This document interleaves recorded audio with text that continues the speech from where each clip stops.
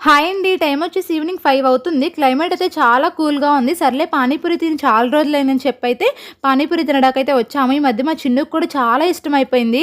అమ్మ పానీపూరి అని చెప్పైతే అంటున్నాడు. ఇక పానీపూరి అయితే తిన్న తర్వాత దాని ఎదురుగానే పార్క్ ఉంటది. మా ఇంటికి దగ్గరలోనే ఇవి. సర్లే చూద్దామని చెప్పైతే లోపలికైతే వచ్చాము.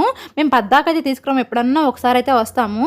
ఇక్కడ పిల్లలు ఆడుకోవడానికి జారుడు బల్ల, ఉయ్యాలైతే ఉంటాయి. కానీ పిల్లలు ఆడుకోవడానికి ప్లేసే ఉండదు.